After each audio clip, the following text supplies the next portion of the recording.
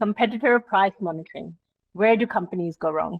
Hi, everyone. I'm delighted to have you here, and I'm delighted to have my guest speaker, Dr. Anshu Jalora from Sciative. What I'd like to do is introduce myself and Dr. Anshu before we dive into this highly topical matter that I've been hearing from a lot of pricing leaders throughout APAC and more broadly. So, a little bit about myself. Hi, I'm Rumana. I'm the founder of a company called Diaries. We help companies to excel their transformation agenda across three domains: supply chain, data and AI, and pricing. And we do this by connecting companies with the right talent, the right boutique consultants, and the right technology. So part of my role involves speaking with senior executives about software that's really helping them on their path to transformation. Interestingly, it was on one of these discussions that I was alerted to this lovely company, Sciative.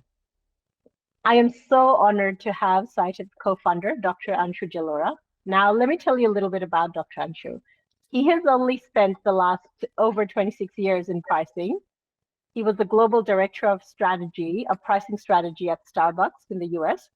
He also held a title of director of pricing at Overstock.com in the US. And not only that, but in 2024, Dr. Anshu is the top voice in pricing strategy. Welcome, Dr. Anshu. Now, I would love for you to give the audience a little bit of an intro into this company, Sciative, please, of yours. Thank you, Rumana, for such a warm welcome. And thank you all the audience who are joining us today from different part of the world to understand where do companies go wrong with their competitive pricing strategy. About my startup, Sciative Solutions, we started with this vision of helping companies price right. Now, pricing is not a new subject. Ever since the start of commerce, pricing has been one theme that has carried on for centuries and generations. But in today's time, the markets have changed a lot. Companies Mm. are flooded with data. Companies are reaching out to different markets, dealing with different types of customers, different types of competitors. And in such a scenario, pricing has become extremely complex. So to make it simple, scalable, scientific, we are developing AI tools to help companies price right. That's what we do. We have built solutions that do billions of price optimizations in a day, adding a minimum of 20% to the bottom lines of the organizations. And we hope to help many more companies achieve phenomenal performance in their businesses. That's terrific. And I just noticed today that Gartner has recognized Sciative, 2 years in a row as well. So that's a huge achievement for a company that's started out not even 10 years old, and you are crunching over 5 billion price points daily, if I'm not mistaken. That's right. And thank you for mentioning this part. This has been the result of the phenomenal effort by our team members in making sure that we stick to our core goal of making our customers successful. So we don't see ourselves as a technology company. We see ourselves as partners to our customers in helping them succeed in their businesses. And this mantra, this vision, this approach has helped us deliver tremendous value to our customers, and we are very happy and honored and also humbled to get recognition by Gartner on flagging us as a company that has been most customer centric and having the most advanced technology solution in our area of business. Thank you so much. Amazing.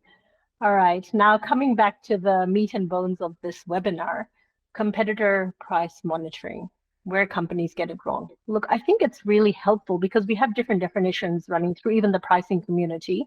To get from your perspective, as a concept, what is competitor pricing strategy? And as a company process, what does this then implicate or mean? That's a wonderful starting point. So we first need to understand what is competitive pricing strategy. Now, companies can set pricing of their products in different ways. They can use cost as a reference and apply a markup on the cost to decide what should be the price of their products. That's cost-based pricing. They can also use competition as a reference and set a price in accordance with what competition is charging for a similar product. That's competition-based pricing. Now, there are other ways which are very much helpful in extracting more value for your products from customers' pockets. Such approaches include customer based pricing. Revenue management approaches are also applied to make sure that you make maximum revenues from your available capacities. Now, the subject today is competition based pricing. So, let me explain this in bit more details. So, as I said, competition price based pricing is about using competition price as a reference in deciding your prices. At the surface it looks very simple, but there is a lot more behind the so it actually starts with your customers first. You first need to understand what your customers are looking to buy, where do you with what kind of customers you want to target. Now now need to look at things from customers frame of reference. Which are all the products customers perceive as substitutes for your products? That is your competition. It's not Mhm. what you think is your competition, but it's what your customers think as substitute products for you. That is your competition. And understanding where exactly you want to position in that competitive space using technology and consistently making sure that you are sticking to your strategies is what the whole subject of pricing, competitive pricing, is all about. Perfect. And it's very interesting the way that you framed it in not just a discrete area of pricing, but being very customer centric and putting the customer first to put yourself in the shoes of your customer to see who your customer identifies as substitutes. I think that's a really important point to, in this area that we have to look at it not from a company centric point of view, but from the customer point of view and what the customer sees as a substitute, right? And what has happened in recent times is customers' choice set has exploded. With the rapid expansion of digital commerce, customers now has access to amazing options which they did not have earlier. Now your competition set is dynamically changing very fast. Your customer behavior is changing very fast. Your competitors are changing their strategies very fast. Sometimes you will have national level competition, sometimes you will have even local level competition.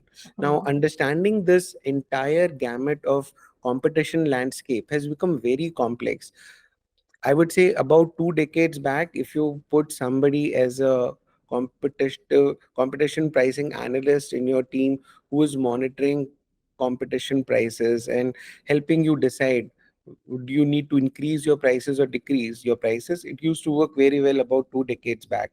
But if you Mhm. fast forward to current time, the scale of the problem has become unmanageable by manual means or traditional approaches, and that's why the subject of competition pricing has become so important, and companies are looking at this from very strong focus as a key lever for growth and success.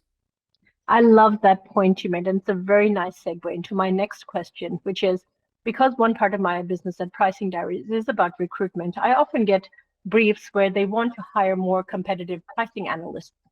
And then what you do is you have a really frank conversation with the directors of pricing and say to them, even if you hire 30, 40, 50 competitor pricing analysts, right?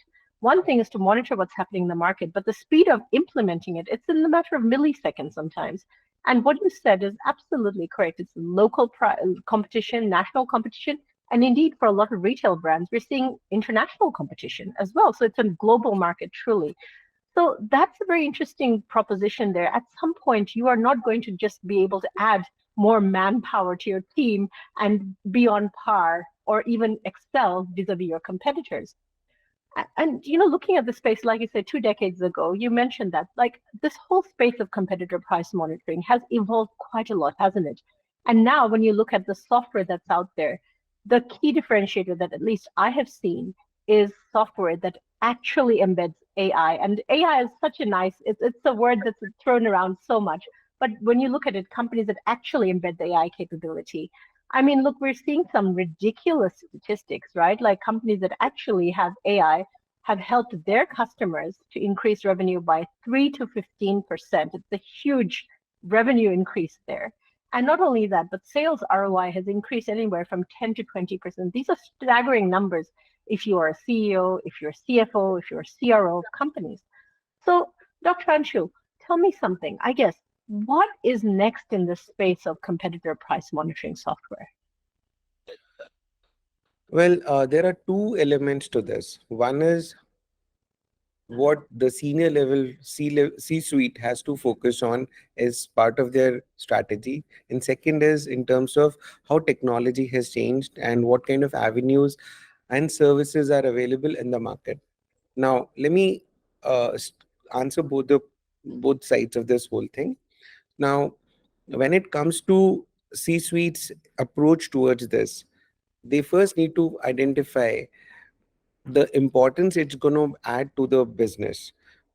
Uh, Consider a scenario: if same product is being sold by a competition at a price lower than you, and your customer is constantly comparing your prices versus your competition, the impact of competition pricing is not going to be 3 to 15% anymore. We Hmm. have seen impacts ranging anywhere between 60 to 90% on your top line revenues, Yeah. as well as on the bottom line revenues impacts upwards of 20%. Hmm. Why is this happening? This is happening because customers purchase behavior has changed. Now customers like to compare. I mean, put yourself in the shoes of customer and see, when you're trying to buy items, you're not looking at a price of a product in isolation to what other options are available to you. When you yourself as a customer are doing this, so is rest of your customer community also. And in that space, price competitiveness becomes very important. Now, price competitiveness does not mean I need to match my prices versus competition. It does not mean that I need to be priced lower than competition, and that's a huge myth that many businesses have.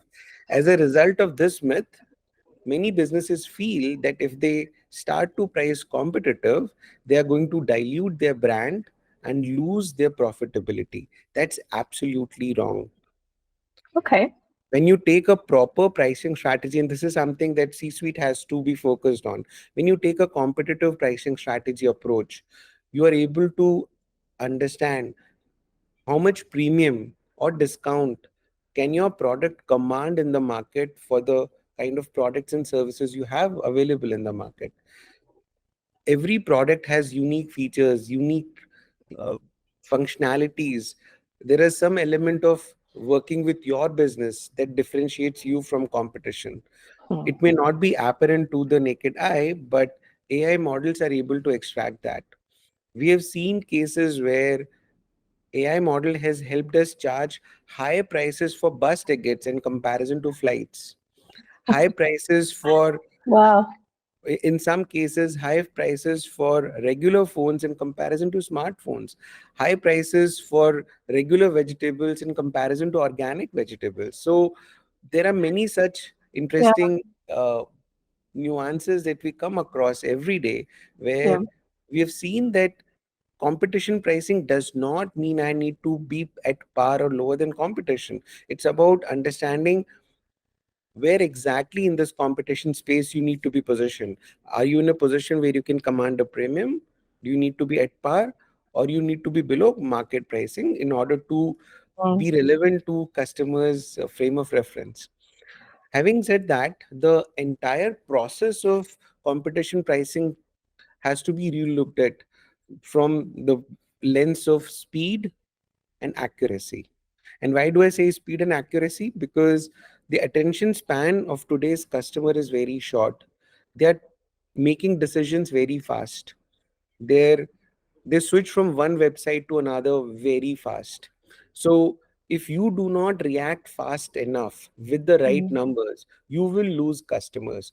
In fact, our studies have shown that the attention span of customers has dropped anywhere. So earlier, customers on an average used to spend roughly about 1 minute on one website when they were evaluating one particular product. When they're comparing prices, their time spent on a product page has reduced by 50%, which means they're much quickly changing to other websites to compare prices. And in that scenario, how quickly you respond to competition price moves changes in customer behavior becomes very important. So speed and precision has to be the main frame of reference when you are designing your competitive pricing strategies. And there are a rich set of tools like what we have through our solution called Brio, which not only collects, which not only identifies the right competition set for you, it also identifies the competition price on a almost real time basis, but also tells you what exactly you need to do with that data, because a lot of time gets wasted in data collection till the actions are taken, and that Mm. latency makes your entire competition pricing strategy or that approach useless, because by the time action is taken, competition has already changed the prices. So speed and accuracy is something that you need to be looking for, and there are Yeah. amazing tools that you should be looking at which can help you from identification to tracking to actions, and that's Okay. what the approach has to be. And that's really interesting that I love that you drew a common myth or misconception in this space, because if you are not well versed in the area, there's almost this, I guess, this superficial thinking to say we have to reduce our prices. But as you mentioned, if bus tickets can be more expensive than flights, that shows you that you really have to be very customer centric to see what is your customer perceiving your value to be. So it's not necessarily a race to the bottom, which is what some people might implicate with the competitor price monitoring solutions. And I guess what's really interesting, you mentioned the speed, right? And the speed is really interesting. From a personal example, I can tell you, here in Sydney, we ran out of our printer cartridge the other day. So my husband and I went to one of the largest office supplies companies in Australia. And we went and we looked at the price of the cartridge. And what did we do? We immediately went on Amazon and we looked at the price of it. Now, this company has basically a promise to match the price if you find a lower price, okay? So they quoted us a price which was quite a bit higher than what Amazon had it for and what another competitor had on their website. So what we said to them was, let's just make some numbers up. Let's say the printer cartridge costs $30, right? In store. But let's say the Amazon price was $15. And the other competitor, that their second largest competitor, or the cheapest competitor we could find, was selling it for, let's say, $10, because even cheaper than Amazon. So what we did is we actually went and the salesperson said, okay, look, this cartridge will cost $30. And we said, look, we found a cheaper online price. They didn't even bother to ask us how much the competition was charging. They eventually charged us less than the cheapest alternative we could find, which was the $10. We ended up paying something like $5. So they didn't even match the prices, they went even lower than that. And if that's just one example of one customer interaction across their hundreds and thousands of SKUs they have and transactions happening every day, I just wonder how much money they're leaving on the table, right? So that was a really powerful example for us. But now you did alert. Can I support your Sure, example with some statistics? please So do. we work across industries. We work with companies that are operating in electronics products domains, beauty and cosmetics, food and fruits and vegetables, groceries. And if I summarize numbers across markets, across industries, we have found that in roughly about 20% of the cases, companies are pricing their products excessively lower than the lowest competition price. So they're Mm-hmm. leaving money on the table. Hmm. Uh, and even if they charge considerably higher prices than what they were charging, we're pretty sure their prices will still turn out to be most competitive in the market, but we are just leaving money on the table. Yeah. As well as with about another 25 to 40% of the products, depending upon the category, prices are so high in the market that multiple options are available to customers to buy exact same product for much cheaper price. So on both sides we're losing money with the Mm. customers. uh, and we notice that oftentimes there are products which are best sellers on competition websites which are priced excessively high on our website, and we are not getting any comparable conversion rates or any comparable sales on our platform. And this is something that needs very closer view, and a lot of money can be made in the process here. Yeah, and it's almost unnecessarily leaving money on the table because there's software now that helps you to track what your competitors are pricing it for and helps you to almost automate the price responses in real time, right? So it's an absolutely unnecessary leakage of revenue when companies are struggling to identify what is the next platform for revenue growth, right? Look, you did talk about the one of the big myths of competitor price monitoring software. Are there any other myths that you can allude us to that you keep bumping into your customers and they keep saying again and again, and you have to dispel these myths?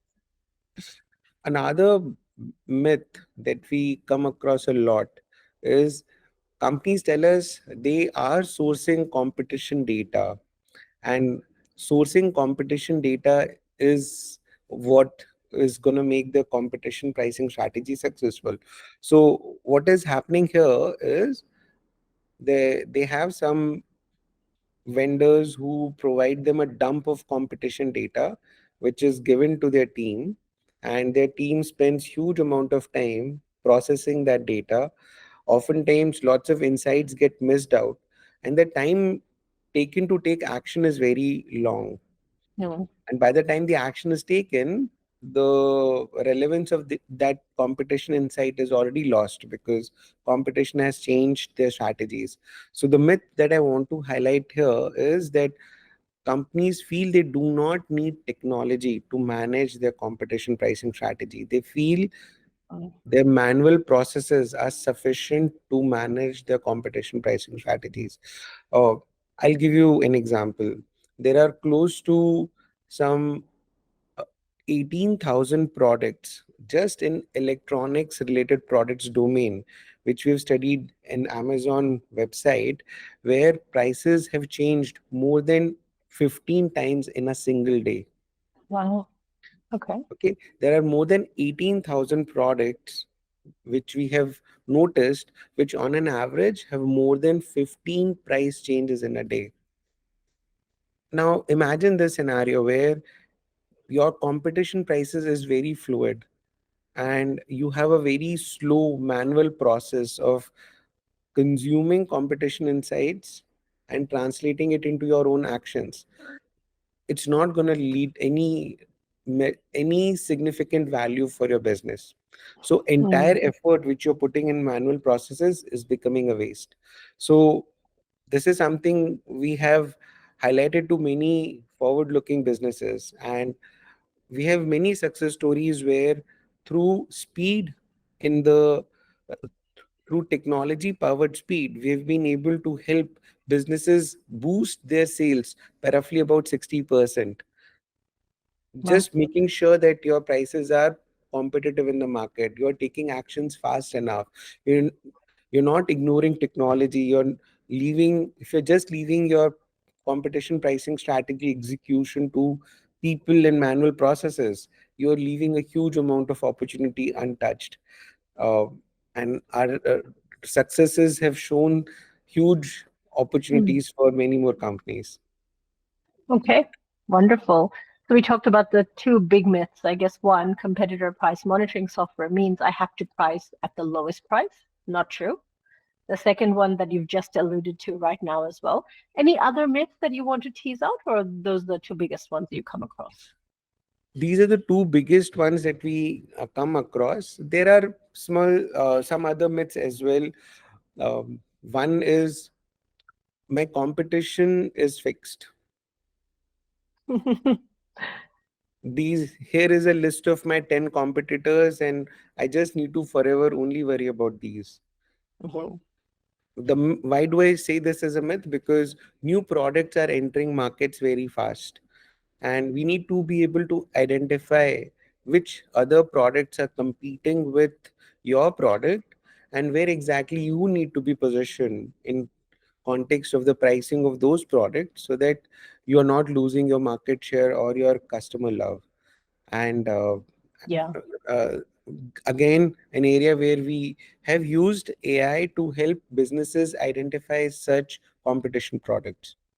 I think that's really interesting. And if you look at, I guess in Australia at least, we have We've had some period of inflationary pressures, a lot of pressure on households, prices of groceries going up. So all of a sudden, the customer, the shopper that was looking at a branded product as a substitute is now looking at private labels as a substitute as well.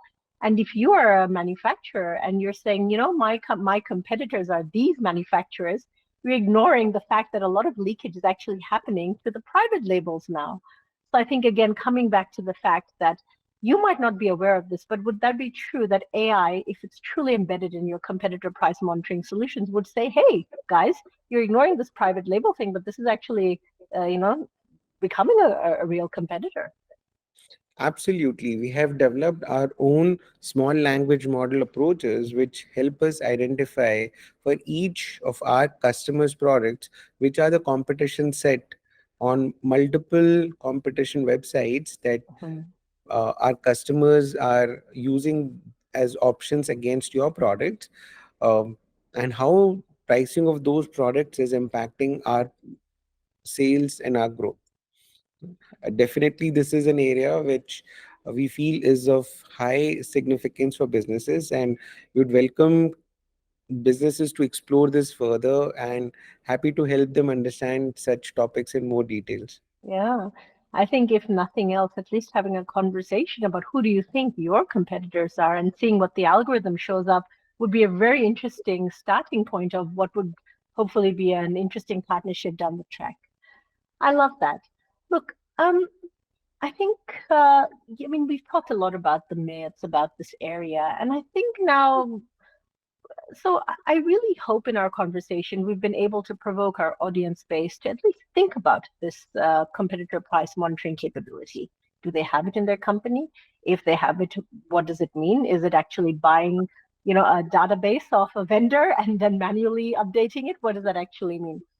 So to simplify, I guess, things for companies looking for competitor price monitoring software, Dr. Anshu, what are some things you really need to look for in a software? What should you really expect when you're going and looking for software? When companies are evaluating such software, there are few very important things that need to keep in mind. A, how much speed of action exists in those tools, which means how much is the latency between data collection and translating those into actual actions which are rolled out. So how well they integrate with your system becomes very important, because we don't want people to do all the analysis in one platform and then manually go and make price changes in the other platform. So can the software talk to my own internal ERP system and Mhm. directly make changes in my system? So that level of automation becomes very important. Second, what kind of artificial intelligence models exist in those tools which will help me identify what right competitors I need to track, as well as artificial intelligence models for me to figure out where should my price be in comparison to my competition products prices. So there are two areas to apply artificial intelligence when it comes to this whole area. And third is speed of matching products, speed of onboarding, speed of proving value of the whole initiative. Mhm. Can my vendor demonstrate that yes, I have made a significant growth in my business in, let's say, 1 week time? Hmm. And that's what organizations need to seriously think and look at. Wonderful. Now, look on that. I might want to just zero in on the AI capabilities you mentioned. When I researched this space of competitor price monitoring software, I saw a big delta in how much companies were charging. There were some companies that were charging ridiculously low amounts, and then there were other companies that were charging amounts that I thought were commensurate with the value the company was getting. So I guess that's something companies will be considering when they're going and looking for the software. So from your perspective, why is there such a big pricing difference in why some vendors are charging such low amounts, some vendors are charging what would I would see as being more appropriate amounts? Where does that come out? Give me like some concrete examples. So as a buyer, I would know actually. because I guess it's the old adage, isn't it? You get what you pay for. So yeah, demystify that a bit for our companies. From where we are identifying who my real competitors are, and translating all data, which also includes my sales patterns, my website conversion patterns, my margin scenarios in different levels of pricing, and translating all of those to actual pricing numbers, which will grow my business, which will help me achieve my sales targets, and will also help me maximize my revenues. Here, we have done one more thing. We have developed a new approach to pricing, which many companies have overlooked, which is a target based pricing approach. What Mhm. that means is your entire business needs to be driven towards a goal. So, uh, your procurements of inventories, your planning in your supply chain, your manpower planning, your delivery planning, your store shelf planning, all has to be tied up around a goal that you want to achieve. And most companies have these annual planning cycles where they plan their business goals. Now, unfortunately, majority of the pricing practices, including competitive pricing practices, ignore this business goal, and we are saying, hey guys, this is something you should not ignore. This is the the gospel of truth that we need to focus on, because Right. business is committed to achieving this goal. Let's bring this goal as our main objective, and let's see what best we can do in terms of maximizing our margins and making sure that I'm still achieving these goals. So companies will have goals on achieving certain growth numbers. Companies will have goals on achieving a particular market share in a particular category or in a particular geography. I can't have a pricing strategy that does not help me achieve these goals. And many companies do make this mistake of keeping the business goals separate from where how they're executing on their everyday pricing actions, which I've we seen that a find lot. is a Yes. disconnected way of doing business. Yeah. And we have some amazing case studies where we have helped companies reduce their out of stock percentages from roughly about 12% to less than 1% through this integrated pricing approach, and also make sure that my unused inventory pool, my non-performing assets, the inventories which are selling very slow, make that percentage a quarter of what it used to be earlier. So not only has it helped companies make sure that their inventory turns have gone up, but they have customer satisfaction levels have gone up because there are Mm, lesser instances of out of stock. There is lesser amount of non-performing assets. The business velocity is much faster, and the health of the business is much faster. yeah. Okay. And I think that's really interesting, right? Then back to my original question about why there's such a big disparity in what vendors of competitor price monitoring are charging. I think what you're saying is that it cannot truly be divorced from the bigger company objectives and goals, because those company objectives and goals are set and they're very, very central to the existence of the company and to make sure it stays in business, right? So I think that's a really crucial one. And the other thing that you said really resonated with me, which is, you know what? Just you rely on your team to tell me who the competitors are. The team will do a job which is presumably going to be static, and the competitors will be identified. There's no real-time updating of new competitors coming in, private labels getting substituted. That's set in time, so it's fixed. Companies going out and looking for competitor price monitoring to do is to be aware of what they need to look for and to really compare apples to apples. So when you are getting a vendor that's coming and saying, hey, we can give it to you for a throwaway price, really going behind the optics and asking for that, what actually are you delivering for me? And using those same criteria to compare all of them. And I guess you will find it's just like anything in life, you get what you pay for, unfortunately, right?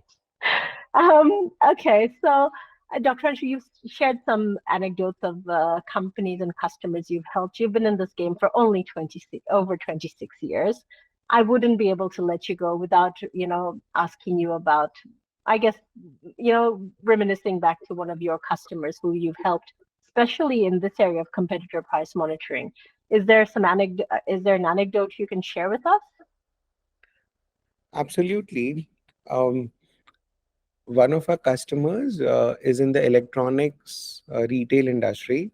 They have a omni-channel approach. They have more than 200 stores across the country, as well as one of the top five most popular websites in this space. Now, in this particular company scenario, we notice a very interesting behavior of customers where on when customers were looking at their websites, those customers were very price sensitive to Mm. competition prices. So competition prices were very critical when it came to their online business. But when customers were walking into their stores, there were many categories where customers were willing to pay a premium.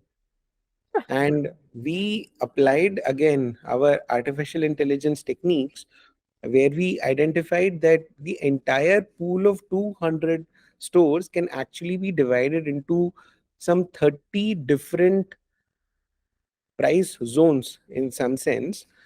uh, each price zone has a different degree of price sensitivity, different degree of customer sensitivity towards competition price. So there were some stores where our ability to charge a premium was much better, and then there were some other pool of stores where our ability to charge a premium was much lower, and possibly there were other competition stores in those neighborhoods where customers were able to easily compare, walk across to nearby competition store and compare prices.